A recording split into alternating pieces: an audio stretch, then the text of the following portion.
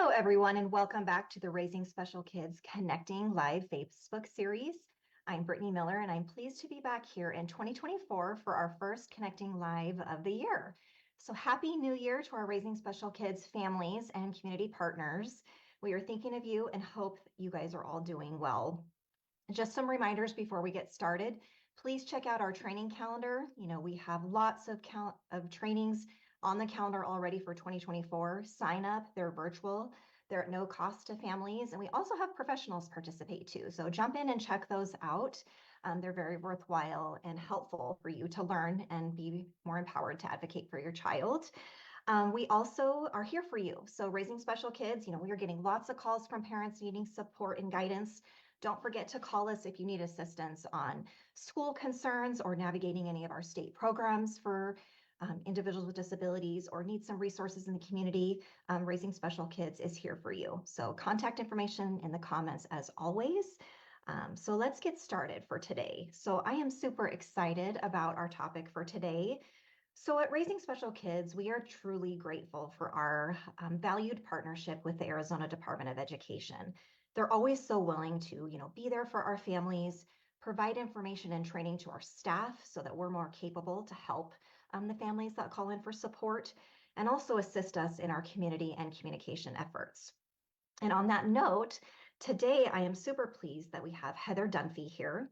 She's a lead education program specialist with the Arizona Department of Education, and she's joining us today to talk about something that families, even myself, needed to learn more about, and some indicators that we measure that you may not even be aware of.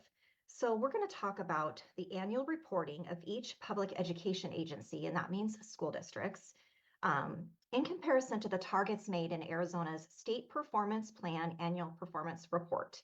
Now, I know that sounds really technical and a little bit of a mouthful, but we're going to talk about how it's actually pretty interesting to see how our school districts measure up and learn about the data that is collected by the Department of Ed to report to our federal government Office of Special Education Programs. So Heather is here to help us today, navigate what all this means, help us understand, why it's important and why we should care, and learn all about it. So thank you so much, Heather, for being here to help us today. You're welcome. Thank you for having me. Of course, we're really grateful for your time. So to start things off, Heather, can you tell us a little bit about yourself and what you do at the Department of Education? Sure. Thanks, Brittany. As Brittany said, I'm a lead education program specialist at the Department of Education, and my responsibilities include coordinating and submitting special education data to the federal government. And one of the main documents submitted each year is what we call the State Performance Plan Annual Performance Report, or the SPP APR is what we're going to call it that's what we all call it here. And so that's, instead of saying such a mouthful, when you hear SPP APR, that's the federal document that's submitted once a year. And it contains 17 different indicators, which is what I'm excited to talk with you all about today. Wonderful. So can you break it down for me? So explaining it in family-friendly terms, what is an indicator? What does that mean? Sure. Sometimes it's helpful to think of an analogy. So if we think of a car, if you're in the driver's seat, how do you get information about what's going on with your car? One way is to look at your dashboard. You have a lot of indicators or gauges that are on your dashboard to tell the driver how the car is doing. So in my car, when I'm driving efficiently, then I see a green light. It says eco, right? And that's like economy mode. And then there's other indicators that are red, which show maybe something's wrong, like if I left the door ajar, or the trunk's open, or I have a low tire pressure, or a low fuel. See, those are all kind of red indicators. One of the most dreaded ones is the check engine light, right? But True. those are the indicators that we see to give information about the performance of our car. So similarly, when we look at the SPPAPR, that's a document with these 17 indicators, and those measure the performance of how well is our state implementing the requirements of the IDEA. Thank you. That was a really good analogy and helped me kind of understand the purpose and what these indicators are for. So, when you guys collect this data, how is this information helpful and how do you collect it? Well, the information is helpful for several people, but we'll first talk about the federal government. That is how the federal government evaluates the state's effort to implement their requirements from IDEA. And it's also helpful to Arizona school leaders, teachers, parents, and the community members to see how our state is doing with special education data. And we want to be as transparent as possible with the data so that we can have conversations about the data. You know, it's hard to get feedback from the community and make improvements if we're not showing the public how we're performing. And ADE collects this data from school districts. School districts submit data. We also get data from parents as well through our parent surveys. So information is coming into the state on an annual basis, and then we're looking at that data. Thank you. So how often do you report this data to the Office of Special Education Programs? Yep, so this information is coming in throughout the year, but it's all put into one report, that SPP APR, and that's due February 1st of each year. Okay. And what is the history behind these indicators? Is it shared with anyone else? Does it just go to the Office of Special Education Programs? And what do they do with that information? Yeah, so a little bit about the history. So back in 2004, there was a reauthorization of IDEA to include the SPP APR requirements. And then 1 year after that, in 2005, the first SPP APR was due to OSEP. That's the Office of Special Education. And then in 2014, there was a shift primarily from compliance indicators, which measure, what exactly is required by law, to look at results. It's called results-driven accountability. So actually looking at student outcomes. And how are the students actually performing? Let's look at that. So that was more of a focus starting in 2014. And then also in 2014, there's an addition of the State Systemic Improvement Plan, which is Indicator 17. But this information is shared with school districts. It's shared publicly. I report to school districts on these indicators throughout the year. I've worked with Raising Special Kids to report certain, indicators that might be relevant to parents each year. So that's how the information is kind of shared to the public. The purpose for collecting the information is to report on the progress in meeting the measurable and like rigorous targets or goals. We call them targets. And so each year, OSEP gives our state what's called a determination. And that is like a score based on the information provided in the SPP APR and other state data. OSEP determines if our state is in one of four categories: either meets requirements, needs assistance, needs intervention, or needs substantial intervention. And then that information is posted on our SPP APR website for the public to view. And then just like the federal government gives our state a determination or a score, Arizona, as a state, we make a determination annually for the performance of each school district. So each school district gets a determination or a score from us, and that is in the same category of meets requirements, needs assistance, needs intervention, or needs substantial intervention. And that information is also posted on our website. Thank you so much, Heather. As a parent listening to you, it's interesting to hear, that we're, quote unquote graded or scored, each of the districts. And it's valuable for parents listening and for us to care about this data. And you can go online, which we'll learn about in a little bit, and check and see how your school district is doing. And I particularly feel that a lot of parents, including myself, love the focus on, what the student outcomes are. How are our students doing in comparison to the targets set? So thank you for outlining that for us. And on that note, what are the 17 indicators? What are they listed out? And can you talk about that a little bit more? Sure, I'd love to. I'd like to actually walk us through the SPP APR website, which is going to outline the 17 indicators. Perfect. Thank To get to the SPP APR page, I'll go ahead and show you from the Arizona Department of Education homepage. Scroll down to, it's under Programs and Support. And we go to Special Education.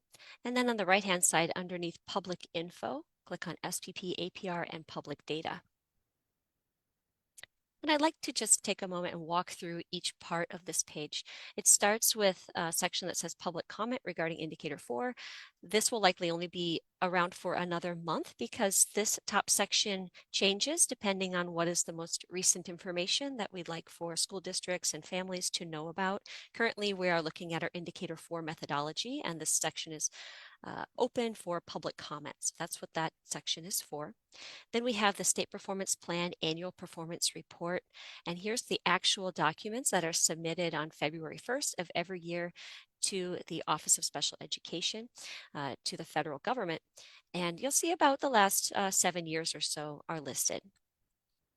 Below that, we have our state determination. This happens once a year, and the Office of Special Education makes a determination for every single state. And there's one of 4 categories that a state can fall into, and that's meets requirements, needs assistance, needs intervention, or needs substantial intervention. And this link will be updated every year, so you can see our current state determination if you're interested. Below that, we have public reporting of IDEA Part B data, and this is information at the school district level. So if you're interested in seeing what your child's school district is up to as far as how their performance by each indicator, go ahead and click on that. And we'll see data tables for every single indicator, and below that, the previous years. So let's take a look at our most recent data tables. These are updated around June 1st of every year. So if I click on Indicator 1 Graduation, it will open up a spreadsheet. The spreadsheet has 2 tabs. One will give a description of the indicator, and one will give its performance. So if we look at the indicator description, Indicator 1 measures graduation rates, how is it measured, and anything else about the data that we think people need to know about. What's our state target, and what was our actual state results? When we look at the school district performance tab, we see the school districts are listed as well as their percent on this particular indicator. So this is what percent exited high school with a high school diploma, and whether that school district met or did not meet the state target, which is listed at the top at 77.88%. Now you're going to see an asterisk next to each school district that has small populations. So if the population is less than 11 students in that particular area, the data is suppressed. And so that's why you'll see an asterisk in that section. But the larger school districts, you're going to be more likely to find information about that particular indicator.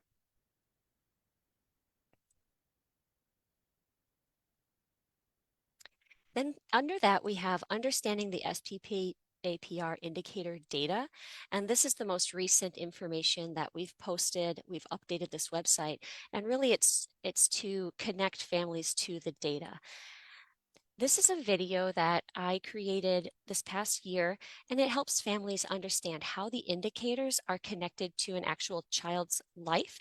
It's a story of a hypothetical child named Miguel, and how the indicators are connected along his journey, his special education journey from age 2 all the way to being a young adult. It's about a 20-minute video, and it can really help people to understand a little bit more about these indicators. Underneath the video, there is a small paragraph just explaining these links. And these links are going to give a snapshot of information about each indicator. But you might want a little bit more information. You might want to know the last several years on a certain indicator, or you might want to know exact N sizes, or in other words, how many students are in the population that's being measured. So I'll go ahead and show you what that looks like. This document is also updated every year. I already have it. This is what the cover looks like. And then under here, you'll see a table of contents for every single indicator. And they're just listed in order, of chronological order. So if we look at, for example, the dropout rate, you can see not only this last year or the year before, but it goes back several years. You can see the percent of students, and then also the raw N sizes, as well as the calculation of how these percentages are calculated. So you can see how many students reached maximum age, how many graduated, what's that percentile for the past several years. And then you also see the targets and what is our projected target for the next year. So that's all found underneath this section of Arizona's progress on the State Performance Plan Annual Performance Report. Now, if you want some quick information about an indicator, that's why these links are created here. So there's links 1 through 17, and what it is just a quick way to get a quick definition of what the indicator is. The SPP APR does have some technical jargon that might be difficult for non-experts to understand, and so the definitions here are simple to understand. What does indicator 1 measure? And then by clicking on the link for indicator 1 data, it will take you to what is it? Why is this indicator important? How is it measured? And then just a quick graph with an accompanying table showing the most recent year that this data was taken and the previous year. So you can do just a quick comparison of how we're doing compared to last year.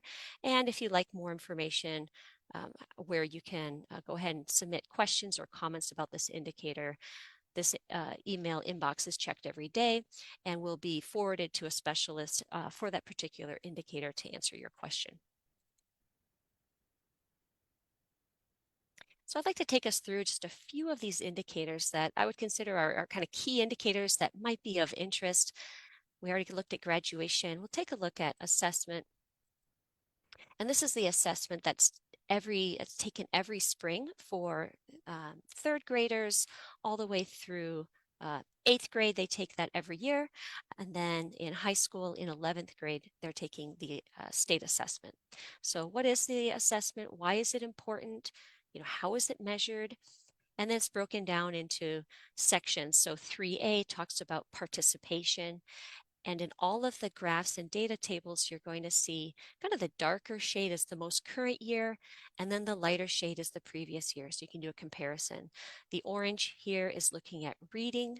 So for example, for 4th grade, 96% of students with IEPs took the assessment this past year compared to 98% the previous year. And you can see that for math as well. And then it goes down to see different aspects of the assessment. This is actually looking at proficiency. So what percent of the students actually passed the test, or what percent met proficiency. And so we're looking at reading here in the orange, and then in the blue, we're looking at math. And so you can just kind of clearly see it as a snapshot that 4th graders tend to do a little bit better. More students are passing the test. And then you can see grade 8, 7.4 passed the test this last year compared to the previous year of 6.4. And you can see that it's kind of similar for the math. Indicator 3C looks at the alternate assessment. So this is about 1% of students with IEPs will qualify for the alternate assessment. And you can see 4th grade, 8th grade, and high school. Again, I'm using the same kind of styles so that you're not bogged down with trying to understand what each graph is showing.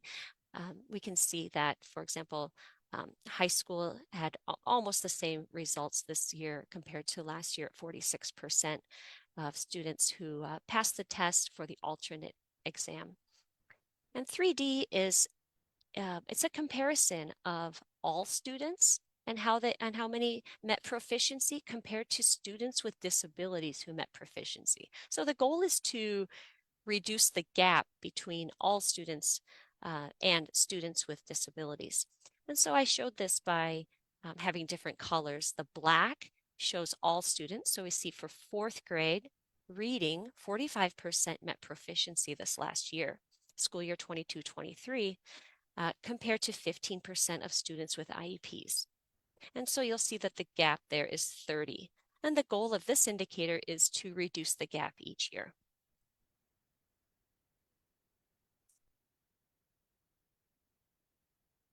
Another key indicator that families are interested in is the educational environment that their child is in. For example, are they in a separate setting? What percent of their day are they with students without disabilities? That's what indicator 5 measures for students ages 6 through 21, and indicator 6 for students ages 3 through 5. So let's take a look at indicator 5.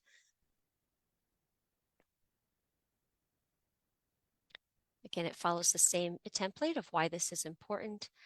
And then the data for indicator 5 here shows 5A, 5B, and 5C. And I might be able to enlarge this a little bit. So indicator 5A, it shows what's the percent of students who are spending 80% or more of their day with students who do not have disabilities. So they're in an inclusive environment, and our state is at about 69% compared to how it was last year, which is about 69%. 5B are for students who are inside the regular classroom less than 40% of the day. And then indicator 5C are students who are in separate schools, separate facilities, or they're in a homebound situation or hospital placement.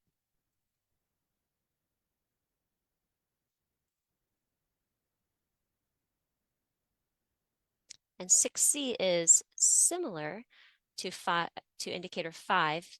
Indicator 6 looks at preschool environments. So we see our preschool data here for students who are in inclusive settings is at 35% compared to the previous year of 31%.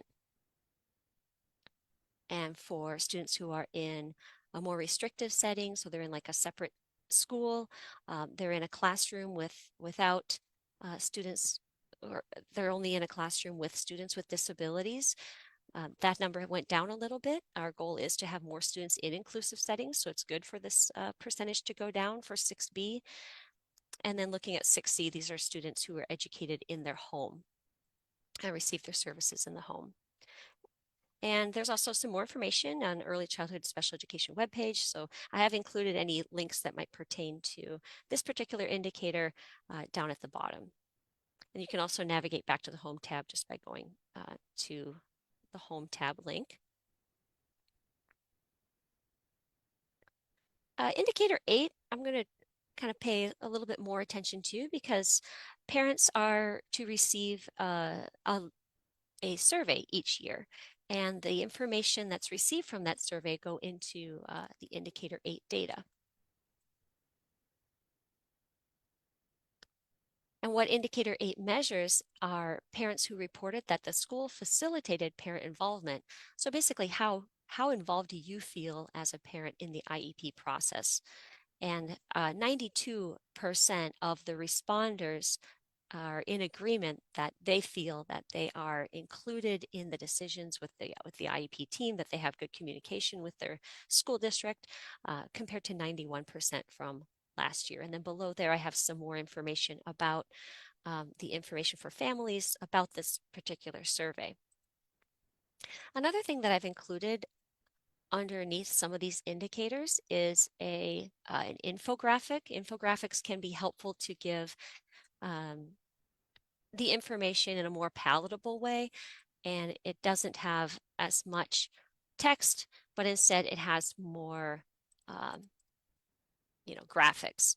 And so this particular infographic takes the 8 questions that are asked from the survey and tells exactly what percent of students were in agreement. So these are the different questions that are asked.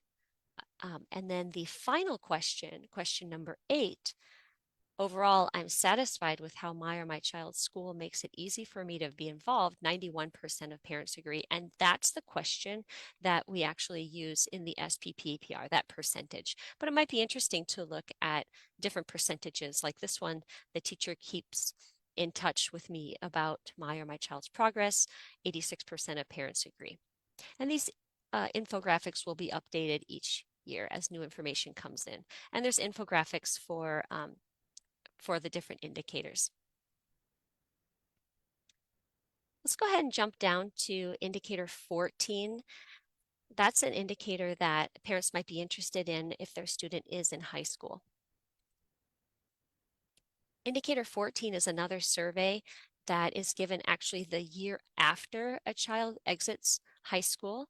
If the child exited with an IEP, then 1 year later, they receive a phone call or a text message or however that school wants to communicate with your son or daughter regarding the post-school outcomes survey. And the survey is is asking, is your child involved in or engaged in either higher education, competitive employment, or are they in some kind of training, or are they not engaged 1 year after high school? And so we see that 19% are in higher education, which is similar to the previous year.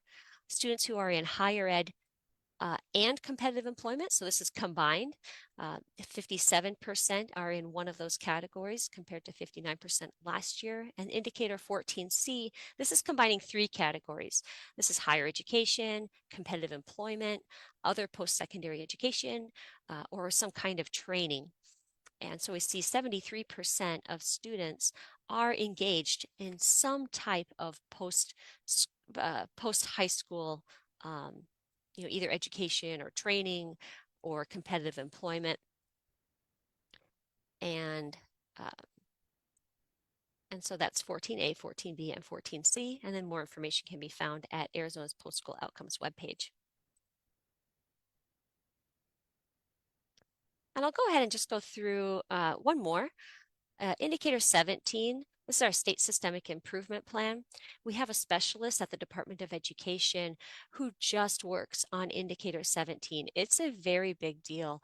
And Indicator 17 is something that's really unique to each state. Each state can choose which indicator, 1 through 16, do we really want to focus on? And what our state has decided to focus on is assessment. We're looking at third grade assessment, and we're looking specifically at the reading scores. So indicator 17 takes a look at those reading scores, and if a school district is in needs some assistance in that area, then they start working with our indicator 17 specialists to increase their third grade reading scores. So here's just a quick graphic of indicator 17 from the AASA testing year. And so in 2021, there was a proficiency increase compared to the previous year. In 2022, there was a proficiency increase in reading. This last year in 2023, there was a decrease in reading. So it's just a quick table to show how the students are doing in reading compared to the previous year for indicator 17. And then down here, there is questions or comments. Instead of it going to me, I've emailed, you can email Sean Stevenson. He is our SIP coordinator, so that way the questions can go directly to him if you have questions about indicator 17.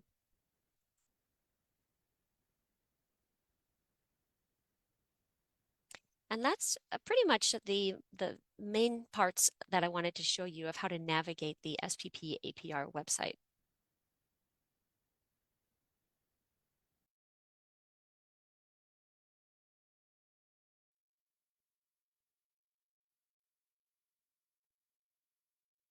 Thank you so much, Heather. That was super helpful, visually showing us how to get on the website, click on the information about each indicator and go through it. Because I know hearing this sometimes seems a little daunting or technical, but being able to see that makes it less intimidating for families. So families listening in, please check out the links in our comments.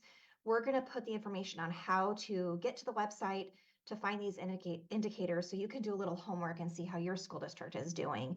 So just to kind of recap all of that, Heather, as a parent of a child who's receiving special education services, why is this information important and relevant to me? Sure. Well, sometimes we look at data and we just kind of feel distant from it. We look at data, about the weather, and we really have no control over it. But this special education data is relevant to parents because a lot of it is their data and their child's data. The data doesn't just appear. It's actually the result of many decisions that parents, teachers, and educational leaders are making every year. For example, at an IEP meeting, which parents are probably familiar with, parents are part of a decision of what educational setting their child is in, which means how much of their day is their child learning alongside non-disabled peers. Also in the IEP, they may be asked, would you like for their child to have any accommodations on their state testing, like extended time or time in a separate room where there's fewer distractions?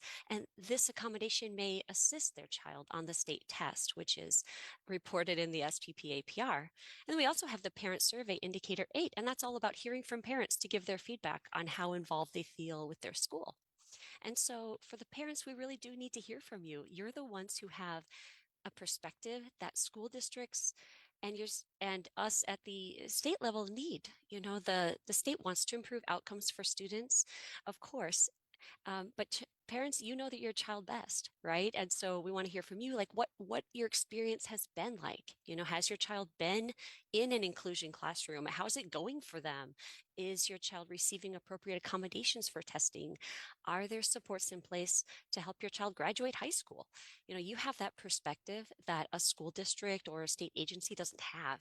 You're seeing the system, from a parent lens, which is really vital that you bring that to the table. If we really want to see improved outcomes for children, we want to get your feedback as well. I mean, it's amazing that solutions sometimes can come from one individual. So we love hearing how things are going well, but as a parent, it can take courage to speak up and say something maybe isn't working. And as a state agency, we acknowledge that there's some things we can't change, but we can focus our efforts to manage the things that we can. Thank you for recognizing that. So parents, when you're looking at this data, just remember this is representing actual, children that are receiving these services. So take advantage of it. And that's a plug for the parent survey. When you get that every year, please take a few minutes to fill that out. And if you need help in figuring out how to access that survey, reach out to Raising Special Kids and we can get you that information. So I know, Heather, that you did review some of this in your tutorial, which was excellent. But I myself, as I was looking at the website and reviewing the information, a few things stood out to me, and you were so good and covered some of these already. But parents listening, I think you might find it interesting learning about, how your district is doing with graduation rates for students with disabilities, suspension, parent involvement, child find and those evaluation timelines. We do get a lot of calls and questions about that at Raising Special Kids, and placement, as you mentioned, in that least restrictive environment. So Heather, is there anything else on those topics you wanted to share that might be interesting for our listeners?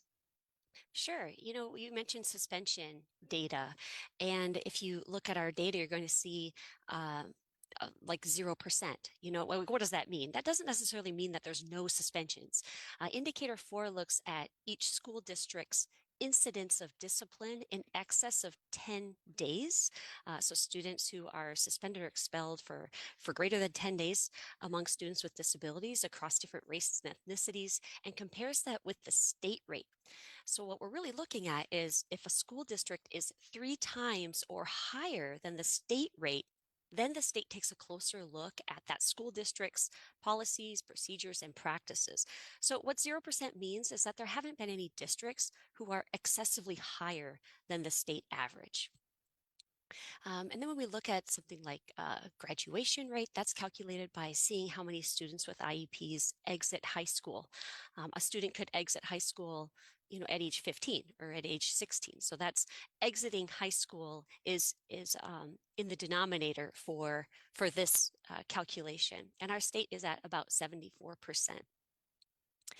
For participation in our state assessment, our goal is 95% participation, and we're seeing over 95% participation for fourth grade and eighth grade.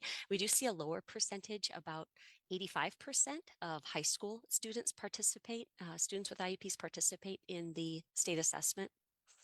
And then if you're looking at performance, like how are students actually doing on the state assessment, it depends on the grade level, but for example, fourth graders, about 15% are meeting proficiency. And that's compared to about 40% of all students. If you look at all students, special education and general education students, that's where our state is at about right now. Parent involvement survey, we talked about that. We have over 90% of parents who fill out the survey report that they're being involved, but how many parents are actually filling out the survey, right? Well, we're looking at about 14% are actually filling out the survey, which albeit is higher than it has been. It was 11% just a few years ago. So it's better at 14%, but how important it would be and meaningful to hear to get a greater percentage of parents to complete the survey. Evaluation timelines you mentioned, Brittany, that's indicator 11. That measures the percentage of students who receive an initial evaluation for special education, and that's within 60 days of a parent giving consent.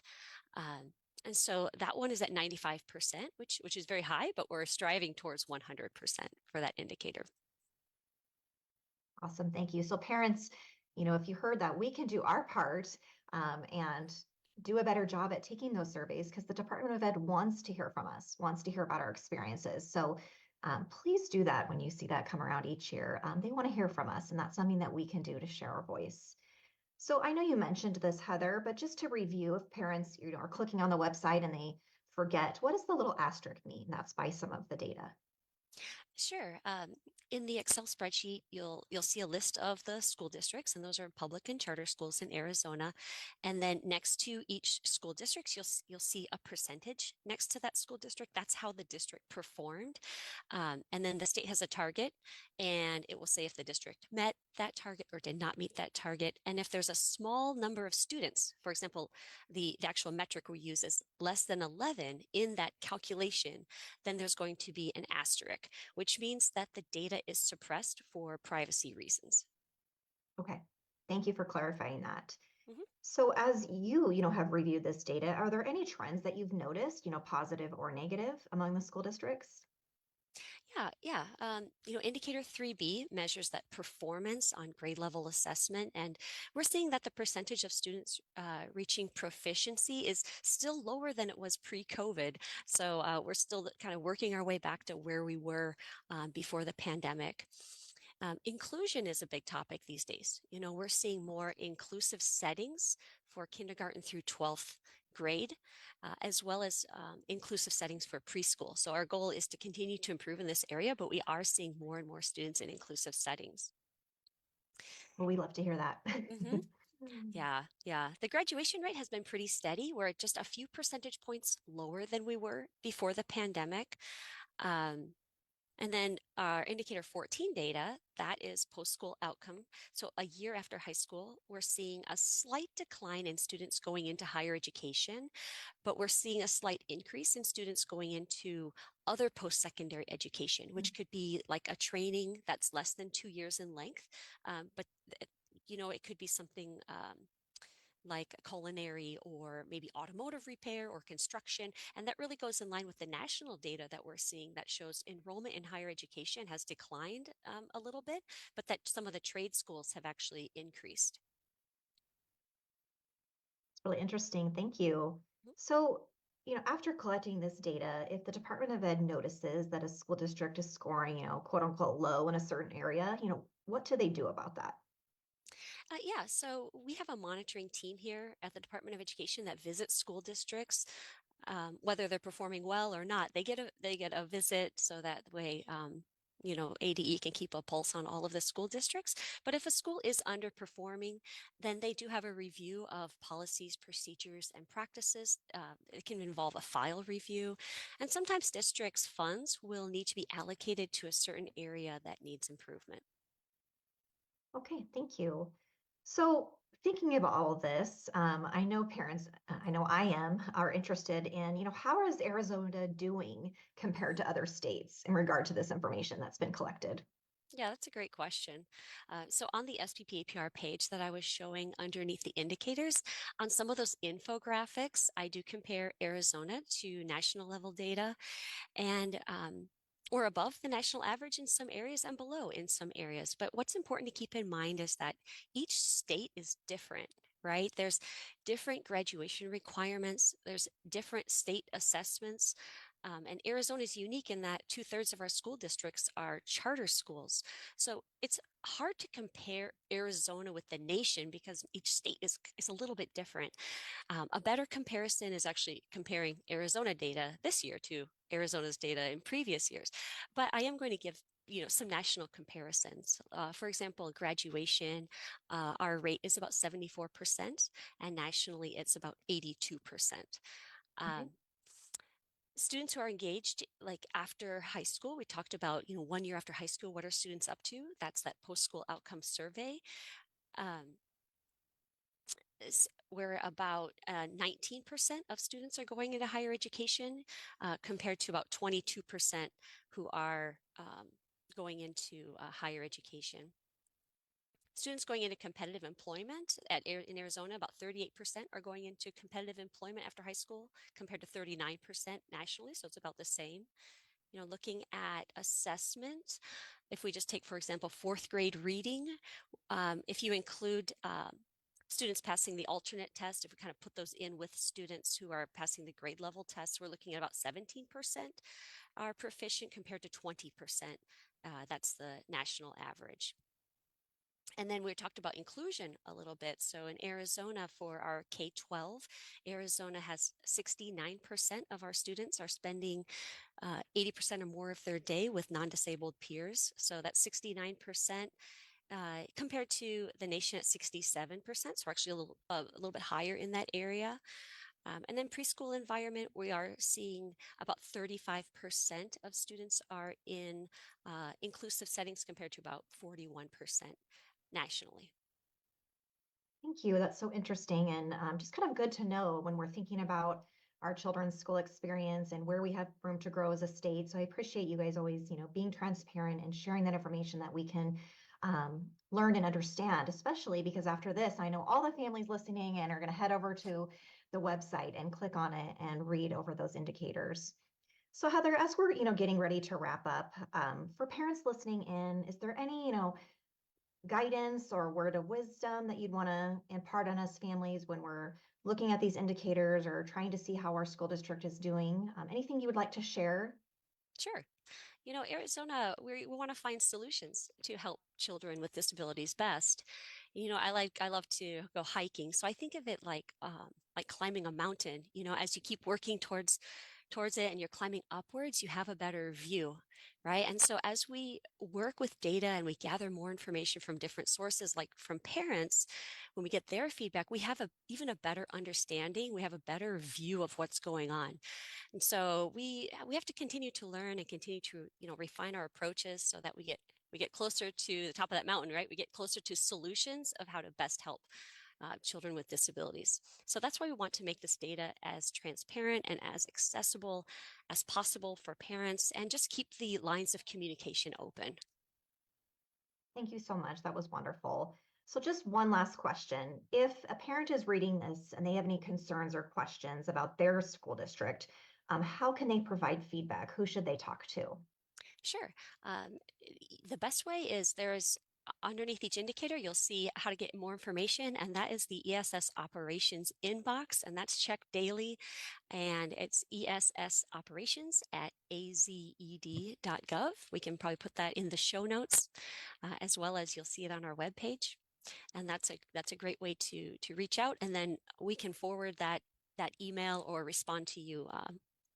We can forward it to a certain specialist if that would be appropriate. But yes, please send any feedback to that email address. Thank you. Thank you so much for your time, Heather. This was super helpful. And I know, when families initially hear about, indicators and the report, a lot of that terminology seems really complicated. But today was really helpful in helping us break it down and understand that we can understand it and that we can go on the website and learn about all the different issues that are important and that affect our kids. So we really appreciate your time and our partnership with the Arizona Department of Education in supporting the families we serve. So thank you so much. In closing, raising special kids, families, and community, just remember we are here for you guys. So please reach out to us. Our contact information is in the comments. We are grateful for your time as well, and we will see you next time. Thank you, everybody. Thank you.